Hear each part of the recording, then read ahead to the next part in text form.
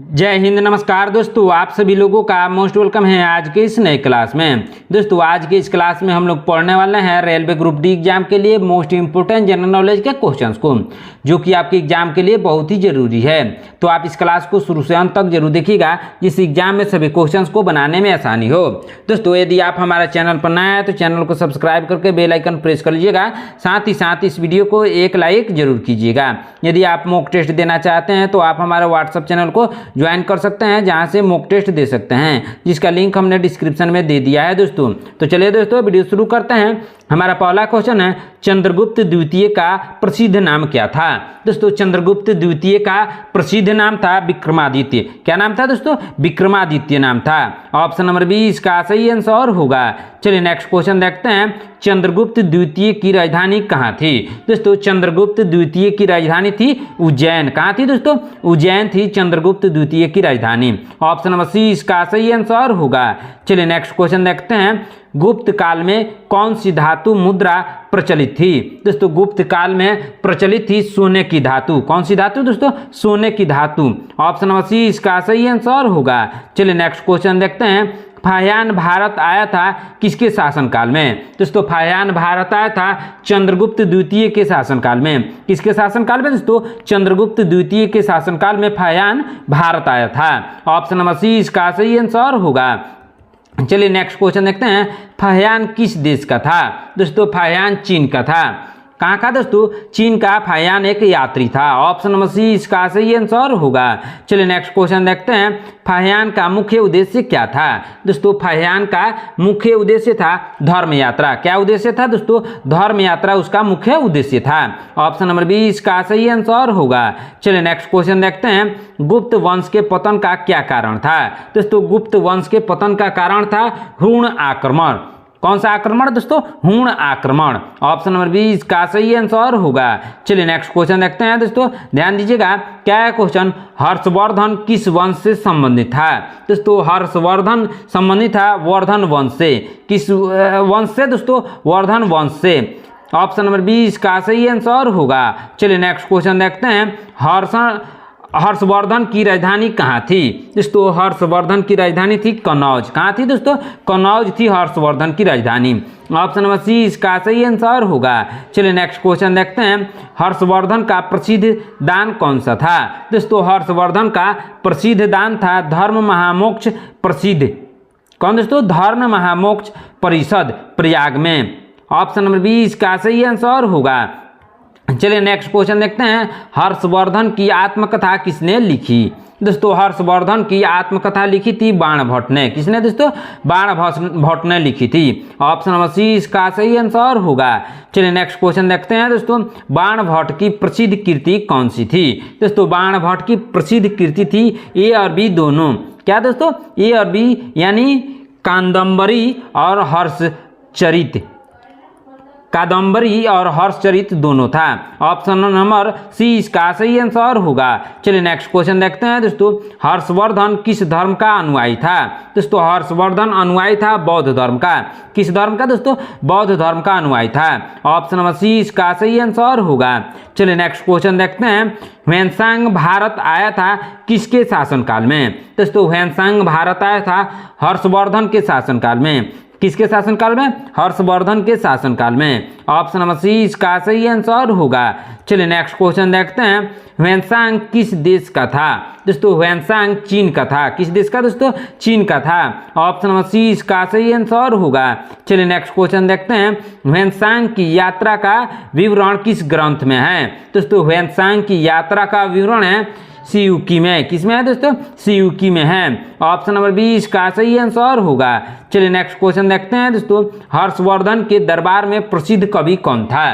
दोस्तों हर्षवर्धन के दरबार में प्रसिद्ध कवि था बाणभट्ट। कौन था दोस्तों? बाणभट्ट था। ऑप्शन नंबर सी इसका सही आंसर होगा। चलिए नेक्स्ट क्वेश्चन देखते हैं, नालंदा विश्वविद्यालय की स्थापना किसने की थी? दोस्तों नालंदा विश्वविद्यालय की स्थापना कुमारगुप्त ने की थी। किसने की थी दोस्तों? कुमारगुप्त ने नालंदा विश्वविद्यालय की स्थापना की थी। ऑप्शन नंबर सी इसका सही आंसर होगा। चलिए नेक्स्ट क्वेश्चन देखते हैं, नालंदा विश्वविद्यालय कहाँ स्थित है? दोस्तों नालंदा विश्वविद्यालय बिहार में स्थित है। कहाँ स्थित है दोस्तों? बिहार में, जो कि भारत का एक राज्य है दोस्तों बिहार। अब बिहार में एक जिला है दोस्तों नालंदा, वहीं पे नालंदा विश्वविद्यालय स्थित है। ऑप्शन नंबर बी इसका सही आंसर होगा। चलिए नेक्स्ट क्वेश्चन देखते हैं दोस्तों, नालंदा विश्वविद्यालय को किसने नष्ट किया था? दोस्तों नालंदा विश्वविद्यालय को नष्ट किया था बख्तियार खिलजी ने। किसने नष्ट किया था? बख्तियार खिलजी ने। ऑप्शन नंबर सी इसका सही आंसर होगा। चलिए नेक्स्ट क्वेश्चन देखते हैं, बख्तियार खिलजी ने नालंदा विश्वविद्यालय को किस वर्ष जलाया था? दोस्तों नालंदा विश्वविद्यालय को जलाया था 1193 में। कब दोस्तों? 1193 में जलाया था। ऑप्शन नंबर बी इसका सही आंसर होगा। चलिए नेक्स्ट क्वेश्चन देखते हैं, तक्षशिला विश्वविद्यालय कहाँ स्थित है? दोस्तों तक्षशिला विश्वविद्यालय स्थित है वर्तमान में पाकिस्तान में स्थित है। कहाँ है दोस्तों? वर्तमान में पाकिस्तान में स्थित है। जब पाकिस्तान अलग नहीं हुआ था तो भारत में ही था। ऑप्शन नंबर सी इसका सही आंसर होगा। चलिए नेक्स्ट क्वेश्चन देखते हैं, तक्षशिला विश्वविद्यालय किसके शासनकाल में प्रसिद्ध था? दोस्तों तक्षशिला विश्वविद्यालय प्रसिद्ध था गांधार के शासनकाल में, यानी मौर्य के शासनकाल में। ऑप्शन नंबर सी इसका सही आंसर होगा। चलिए नेक्स्ट क्वेश्चन देखते हैं, पाणिनि किस विषय के विद्वान थे? दोस्तों पाणिनि विद्वान थे व्याकरण के। किसके दोस्तों? व्याकरण के विद्वान थे पाणिनि। ऑप्शन नंबर बी इसका सही आंसर होगा। चलिए नेक्स्ट क्वेश्चन देखते हैं दोस्तों, पाणिनि की प्रसिद्ध कृति कौन सी है? दोस्तों पाणिनि की प्रसिद्ध कृति है अष्टाध्यायी। कौन सी कृति है दोस्तों? अष्टाध्यायी। ऑप्शन नंबर बी इसका सही आंसर होगा। चलिए नेक्स्ट क्वेश्चन देखते हैं, बहुत ही इंपॉर्टेंट क्वेश्चन है दोस्तों, ध्यान से जरूर देखिएगा। पतंजलि ने कौन सा ग्रंथ लिखा था? दोस्तों पतंजलि ने ग्रंथ को लिखा था ए और बी दोनों को, यानी महाभाष्य और योग सूत्र को, दोनों को लिखा था। ऑप्शन नंबर सी इसका सही आंसर होगा। चलिए नेक्स्ट क्वेश्चन देखते हैं, कालिदास के दरबार में थे। दोस्तों कालिदास किसके दरबार में थे? दोस्तों चंद्रगुप्त द्वितीय के दरबार में कालिदास थे। ऑप्शन नंबर बी इसका सही आंसर होगा। चलिए नेक्स्ट क्वेश्चन देखते हैं, कालिदास की प्रसिद्ध कृति इनमें से कौन सी नहीं है? दोस्तों कालिदास की प्रसिद्ध कृति इनमें से नहीं है अर्थशास्त्र। ऑप्शन नंबर सी इसका सही आंसर होगा। चलिए नेक्स्ट क्वेश्चन देखते हैं, आर्यभट्ट किस क्षेत्र के विद्वान थे? दोस्तों आर्यभट्ट विद्वान थे ए और बी दोनों के, ए और बी दोनों यानी गणित और खगोल शास्त्र दोनों के विद्वान थे आर्यभट्ट। ऑप्शन नंबर सी इसका सही आंसर होगा। चलिए नेक्स्ट क्वेश्चन देखते हैं, आर्यभट्ट ने कौन सी पुस्तक लिखी थी? दोस्तों आर्यभट्ट ने आर्यभट्टीय पुस्तक को लिखा था। कौन सी पुस्तक को दोस्तों? आर्यभट्टीय पुस्तक को। ऑप्शन नंबर बी इसका सही आंसर होगा। चलिए नेक्स्ट क्वेश्चन देखते हैं, शून्य का आविष्कार किसने किया था? दोस्तों शून्य का आविष्कार किया था आर्यभट्ट ने। किसने दोस्तों? आर्यभट्ट ने किया था। ऑप्शन नंबर सी इसका सही आंसर होगा। चलिए नेक्स्ट क्वेश्चन देखते हैं, दशमलव प्रणाली का विकास किसने किया था? दोस्तों दशमलव प्रणाली का विकास किया था ब्रह्मगुप्त ने। किसने? ब्रह्मगुप्त ने। ऑप्शन नंबर सी इसका सही आंसर होगा। चलिए नेक्स्ट क्वेश्चन देखते हैं दोस्तों, बृहत संहिता ग्रंथ के रचयिता कौन थे? दोस्तों बृहत संहिता ग्रंथ के रचयिता थे कौन थे दोस्तों? वराहमिहिर। ऑप्शन नंबर सी इसका सही आंसर होगा। चलिए नेक्स्ट क्वेश्चन देखते हैं दोस्तों, ध्यान से देखिएगा, बहुत ही इंपॉर्टेंट क्वेश्चन है। यजुर्वेद के जनक किसे कहा जाता है? दोस्तों यजुर्वेद के जनक कहा जाता है धन्वंतरी को। किसको कहा जाता है? धन्वंतरी को। ऑप्शन नंबर सी इसका सही आंसर होगा। चलिए नेक्स्ट क्वेश्चन देखते हैं दोस्तों, ध्यान दीजिएगा, चरक संहिता किस विषय से संबंधित है? दोस्तों चरक संहिता संबंधित है दोस्तों चिकित्सा से। किससे? चिकित्सा से। ऑप्शन नंबर सी इसका सही आंसर होगा। चलिए नेक्स्ट क्वेश्चन देखते हैं, सुश्रुत संहिता किस विषय पर है? दोस्तों सुश्रुत संहिता शल्य चिकित्सा पर है। किस पर दोस्तों? शल्य चिकित्सा पर। ऑप्शन नंबर बी इसका सही आंसर होगा। चलिए नेक्स्ट क्वेश्चन देखते हैं, भारतीय पंचांग की रचना का श्रेय किसे जाता है? दोस्तों भारतीय पंचांग की रचना का श्रेय जाता है भास्कराचार्य को। किसको? भास्कराचार्य को। ऑप्शन नंबर बी इसका सही आंसर होगा। चलिए नेक्स्ट क्वेश्चन देखते हैं दोस्तों, सिद्धांत शिरोमणि किसकी रचना है? दोस्तों सिद्धांत शिरोमणि रचना है भास्कराचार्य को। किसका? भास्कराचार्य का। ऑप्शन नंबर सी इसका सही आंसर होगा। चलिए नेक्स्ट क्वेश्चन देखते हैं, बहुत ही इंपोर्टेंट क्वेश्चन है। ब्रह्मगुप्त किस शासक के दरबार में थे? दोस्तों ब्रह्मगुप्त थे विक्रमादित्य के दरबार में, यानी चंद्रगुप्त द्वितीय के दरबार में ब्रह्मगुप्त रहते थे। ऑप्शन नंबर सी इसका सही आंसर होगा। चलिए नेक्स्ट क्वेश्चन देखते हैं दोस्तों, ब्रह्म स्फुट सिद्धांत के लेखक कौन थे? दोस्तों ब्रह्म स्फुट सिद्धांत के लेखक थे ब्रह्मगुप्त। कौन थे दोस्तों? ब्रह्मगुप्त थे। ऑप्शन नंबर 20 का सही आंसर होगा।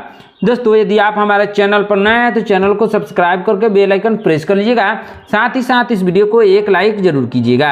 आज का क्लास बहुत ही इंपॉर्टेंट है दोस्तों, इसलिए ध्यान से जरूर देखिएगा, और जिस क्वेश्चन का आंसर आपको मालूम है उसको आप लोग कमेंट बॉक्स में बताते रहिएगा, जिससे आपका रिविजन होता रहेगा और क्वेश्चन अच्छे से याद हो जाएगा, जिस एग्जाम में आप अच्छे से बना सकेंगे। तो चलिए दोस्तों नेक्स्ट क्वेश्चन देखते हैं। क्या क्वेश्चन, कामसूत्र के लेखक कौन थे? दोस्तों कामसूत्र के लेखक थे वात्स्यायन। कौन थे? वात्स्यायन थे। ऑप्शन नंबर 20 का सही आंसर होगा।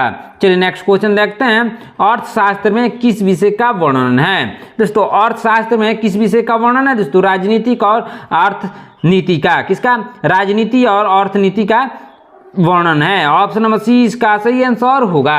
चलिए नेक्स्ट क्वेश्चन देखते हैं दोस्तों, ध्यान दीजिएगा, धम्म चक्र प्रवर्तक का क्या अर्थ है? दोस्तों धम्म चक्र प्रवर्तन का अर्थ है धर्म का उपदेश देना।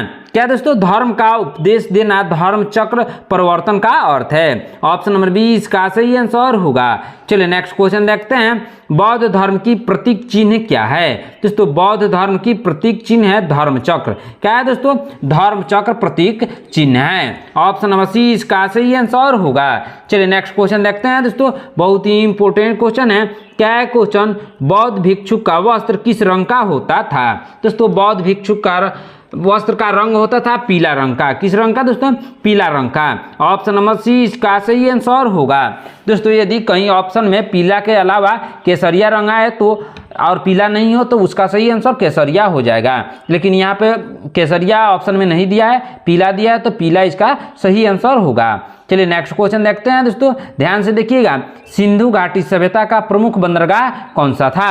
दोस्तों सिंधु घाटी सभ्यता का प्रमुख बंदरगाह था लोथल। कौन था दोस्तों? लोथल था। ऑप्शन नंबर सी इसका सही आंसर होगा। चलिए नेक्स्ट क्वेश्चन देखते हैं दोस्तों, मोहनजोदड़ो का अर्थ क्या है? दोस्तों मोहनजोदड़ो का अर्थ है मृतकों का टीला। क्या अर्थ है दोस्तों? मृतकों का टीला। ऑप्शन नंबर 20 का सही आंसर होगा। चलिए नेक्स्ट क्वेश्चन देखते हैं, हड़प्पा सभ्यता किस युग से संबंधित है? दोस्तों हड़प्पा सभ्यता संबंधित है कांस्य युग से। किस युग से दोस्तों? कांस्य युग से। ऑप्शन नंबर 20 का सही आंसर होगा। चलिए नेक्स्ट क्वेश्चन देखते हैं, सिंधु घाटी के लोग किस धातु को नहीं जानते थे? दोस्तों सिंधु घाटी के लोग नहीं जानते थे लोहा को। किस धातु को दोस्तों? लोहा को। ऑप्शन नंबर सी इसका सही आंसर होगा। चलिए नेक्स्ट क्वेश्चन देखते हैं, नृत्य करती युवती की मूर्ति किस धातु से बनी है? दोस्तों नृत्य करती युवती की मूर्ति बनी है कांस्य यानी कांसा की धातु से। ऑप्शन नंबर 20 का सही आंसर होगा। चलिए नेक्स्ट क्वेश्चन देखते हैं, बहुत ही इंपॉर्टेंट क्वेश्चन है, वैदिक काल का सबसे प्राचीन ग्रंथ कौन सा है? दोस्तों वैदिक काल का सबसे प्राचीन ग्रंथ है ऋग्वेद। कौन है दोस्तों? ऋग्वेद है। ऑप्शन नंबर डी इसका सही आंसर होगा। चलिए नेक्स्ट क्वेश्चन देखते हैं, वेदों की भाषा कौन सी थी? दोस्तों वेदों की भाषा थी संस्कृत। कौन सी भाषा थी दोस्तों? संस्कृत थी। ऑप्शन नंबर सी इसका सही आंसर होगा। चलिए नेक्स्ट क्वेश्चन देखते हैं, ऋग्वेद में कितने सूक्त हैं? दोस्तों ऋग्वेद में सूक्तों की संख्या है 1028। कितने सूक्त हैं दोस्तों? 1028 सूक्त हैं। ऑप्शन नंबर 20 का सही आंसर होगा। चलिए नेक्स्ट क्वेश्चन देखते हैं दोस्तों, ध्यान दीजिएगा, बहुत ही इंपॉर्टेंट क्वेश्चन है, वैदिक काल में गो का अर्थ क्या था? दोस्तों वैदिक काल में गो का अर्थ था ए और बी दोनों, यानी गाय और धन दोनों था। गो का अर्थ क्या था दोस्तों? गाय भी था और धन भी था। ऑप्शन नंबर सी इसका सही आंसर होगा। चलिए नेक्स्ट क्वेश्चन देखते हैं, सभा और समिति शब्द किस ग्रंथ से मिलते हैं? दोस्तों सभा और समिति शब्द मिलते हैं ऋग्वेद से। किस ग्रंथ से दोस्तों? ऋग्वेद से। ऑप्शन नंबर सी इसका सही आंसर होगा। चलिए नेक्स्ट क्वेश्चन देखते हैं दोस्तों, आर्य लोग प्रारंभ में कहाँ बसे थे? दोस्तों आर्य लोग प्रारंभ में पंजाब में बसे थे। कहाँ दोस्तों? पंजाब में बसे थे। ऑप्शन नंबर सी इसका सही आंसर होगा। चलिए नेक्स्ट क्वेश्चन देखते हैं, उपनिषदों का प्रमुख विषय क्या है? दोस्तों उपनिषदों का प्रमुख विषय है ज्ञान। क्या विषय है दोस्तों? ज्ञान है। ऑप्शन नंबर सी इसका सही आंसर होगा। चलिए नेक्स्ट क्वेश्चन देखते हैं, महाजनपदों की संख्या कितनी थी? दोस्तों महाजनपदों की संख्या थी 16। कितनी थी दोस्तों? 16 थी। ऑप्शन नंबर सी इसका सही आंसर होगा। चलिए नेक्स्ट क्वेश्चन देखते हैं, बौद्ध धर्म के संस्थापक कौन थे? दोस्तों बौद्ध धर्म के संस्थापक थे बुद्ध। कौन थे दोस्तों? बुद्ध। उनका पूरा नाम था Gautam Buddha. Option number B इसका सही आंसर होगा। चलिए नेक्स्ट क्वेश्चन देखते हैं, दोस्तों बुद्ध का जन्म कहाँ हुआ था? दोस्तों बुद्ध का जन्म हुआ था लुम्बिनी में। कहाँ हुआ था दोस्तों? लुम्बिनी में हुआ था। ऑप्शन नंबर डी इसका सही आंसर होगा। चलिए नेक्स्ट क्वेश्चन देखते हैं, दोस्तों महावीर का जन्म कहाँ हुआ था? दोस्तों महावीर का जन्म हुआ था क्षत्रिय कुंड में। कहाँ हुआ था? क्षत्रिय कुंड यानी कुंडल ग्राम में। ऑप्शन नंबर बी इसका सही आंसर होगा। चलिए नेक्स्ट क्वेश्चन देखते हैं, बहुत ही इंपोर्टेंट क्वेश्चन है, जैन धर्म के 24वें तीर्थकर कौन थे? दोस्तों जैन धर्म के 24वें तीर्थकर थे महावीर स्वामी। कौन थे? महावीर स्वामी थे। ऑप्शन नंबर सी इसका सही आंसर होगा। चलिए नेक्स्ट क्वेश्चन देखते हैं, बुद्ध के प्रथम उपदेश कहाँ दिया था? दोस्तों बुद्ध ने प्रथम उपदेश को दिया था सारनाथ में। कहाँ दिया था दोस्तों? सारनाथ में अपना प्रथम उपदेश दिया था बुद्ध ने। ऑप्शन नंबर बी इसका सही आंसर होगा। चलिए नेक्स्ट क्वेश्चन देखते हैं, बुद्ध का निर्वाण यानी महापरिनिर्वाण कहाँ हुआ था? यानी बुद्ध का मौत यानी मृत्यु कहाँ हुआ था? बुद्ध की मृत्यु यानी महापरिनिर्वाण हुआ था कुशीनगर में। कहाँ हुआ था? कुशीनगर में। ऑप्शन नंबर सी इसका सही आंसर होगा। चलिए नेक्स्ट क्वेश्चन देखते हैं, मगध साम्राज्य की राजधानी क्या थी? दोस्तों मगध साम्राज्य की राजधानी थी राजगिरी। कहाँ थी दोस्तों? राजगिरी थी। ऑप्शन नंबर बी इसका सही आंसर होगा। चलिए नेक्स्ट क्वेश्चन देखते हैं, नंद वंश का संस्थापक कौन था? दोस्तों नंद वंश का संस्थापक था महापद्नंद। कौन था दोस्तों? महापद्नंद। ऑप्शन नंबर बी इसका सही आंसर होगा। चलिए नेक्स्ट क्वेश्चन देखते हैं, दोस्तों ध्यान दीजिएगा, बहुत ही इंपॉर्टेंट क्वेश्चन है, चंद्रगुप्त मौर्य के गुरु कौन थे? दोस्तों जो चंद्रगुप्त मौर्य थे उनके गुरु थे कौटिल्य। कौन थे दोस्तों? कौटिल्य। उनका एक और नाम है चाणक्य।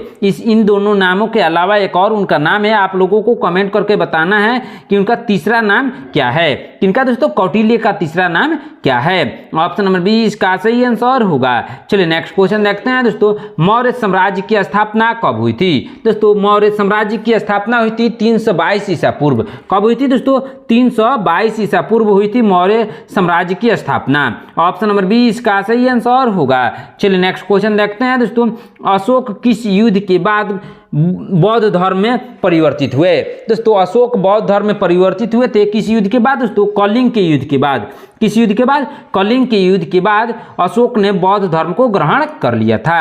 ऑप्शन नंबर बी इसका सही आंसर होगा। चलिए नेक्स्ट क्वेश्चन देखते हैं, बहुत ही इंपॉर्टेंट क्वेश्चन है दोस्तों, ध्यान से देखिएगा, कलिंग युद्ध किस वर्ष हुआ था? दोस्तों कलिंग युद्ध हुआ था किस वर्ष? दोस्तों 261 ईसा पूर्व। कब हुआ था? 261 ईसा पूर्व हुआ था। ऑप्शन नंबर सी इसका सही आंसर होगा।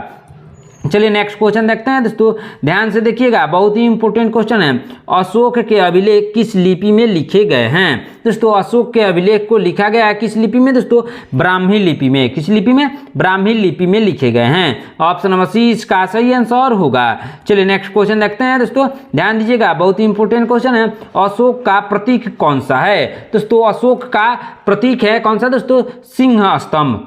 क्या है दोस्तों? सिंह स्तंभ अशोक का प्रतीक है। ऑप्शन नंबर सी इसका सही आंसर होगा। चलिए नेक्स्ट क्वेश्चन देखते हैं, अशोक का धम्म नीति किससे संबंधित थी? दोस्तों अशोक का धम्म यानी धम्म का मतलब होता है धर्म। अशोक का धर्म नीति किससे संबंधित है? दोस्तों अशोक का धर्म नीति संबंधित है किससे? दोस्तों धार्मिक सहिष्णुता यानी सहनशीलता से। किससे दोस्तों? धार्मिक सहिष्णुता से संबंधित है। ऑप्शन नंबर ए इसका सही आंसर होगा। चलिए नेक्स्ट क्वेश्चन देखते हैं, दोस्तों गुप्त वंश की स्थापना किसने की थी? दोस्तों गुप्त वंश की स्थापना की थी श्रीगुप्त ने। किसने दोस्तों? श्रीगुप्त ने गुप्त वंश की स्थापना की थी। ऑप्शन नंबर सी इसका सही आंसर होगा। चलिए नेक्स्ट क्वेश्चन देखते हैं, क्या है क्वेश्चन, चंद्रगुप्त प्रथम को किस उपाधि से जाना जाता था? दोस्तों चंद्रगुप्त प्रथम को जाना जाता था महाधीराज की उपाधि के। किस उपाधि से दोस्तों? महाधीराज या महाराजा धीराज की उपाधि से जाना जाता था चंद्रगुप्त प्रथम को। ऑप्शन नंबर बी इसका सही आंसर होगा। दोस्तों आज की क्लास में इतना ही। आपने इन 75 क्वेश्चन में से कितने क्वेश्चन का आंसर सही सही दिया है कमेंट करके जरूर बताइएगा। दोस्तों यदि आप हमारे चैनल पर नए हैं तो चैनल को सब्सक्राइब करके बेल आइकन प्रेस कर लीजिएगा, साथ ही साथ इस वीडियो को एक लाइक जरूर कीजिएगा। यदि आप मॉक टेस्ट देना चाहते हैं तो आप हमारे व्हाट्सएप चैनल को ज्वाइन कर सकते हैं, जहां से मॉक टेस्ट दे सकते हैं, जिसका लिंक हमने डिस्क्रिप्शन में दे दिया है दोस्तों, वहां से आप आसानी से ज्वाइन कर सकते हैं। मिलते हैं नेक्स्ट क्लास में, धन्यवाद।